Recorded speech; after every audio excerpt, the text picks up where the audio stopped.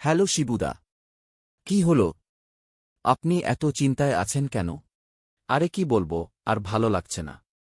আমার ছেলের হলিক্রস স্কুলের স্কুল ফি অনলাইনে পেমেন্ট করার সময় অনেক সমস্যার সম্মুখীন হচ্ছি।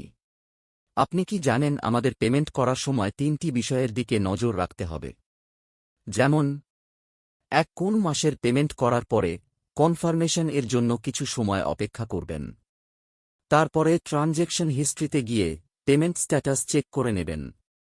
২ পেমেন্ট করার সময় যে কিউআর কোডটি আসে, আপনি যদি মনে করেন সেটি স্ক্রিনশট নিয়ে পরবর্তী সময় ওই স্ক্রিনশট থেকে পেমেন্ট করে দেবেন তাহলে এটা ভুল, কারণ প্রত্যেকবার পেমেন্টের সময় আলাদা আলাদা কিউআর কোড আসবে। ৩ কখনও ইউপিআই অ্যাপসে ট্রানজ্যাকশন হিস্ট্রি থেকে পুনরায় পেমেন্ট করবেন না। প্রত্যেকবার পেমেন্ট করার সময় ওয়েবসাইটে গিয়ে নির্দিষ্ট যে পদ্ধতি আছে সেগুলি অবলম্বন করে পেমেন্ট করবেন।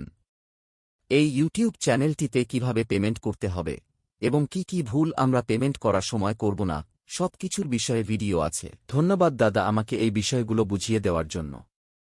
আপনারাও সবাই এই বিষয়গুলো মাথায় রেখে প্রত্যেকবার স্কুলের ফি পেমেন্ট করবেন এবং অবশ্যই এই ইউটিউব চ্যানেলটিকে সাবস্ক্রাইব করে রাখবেন।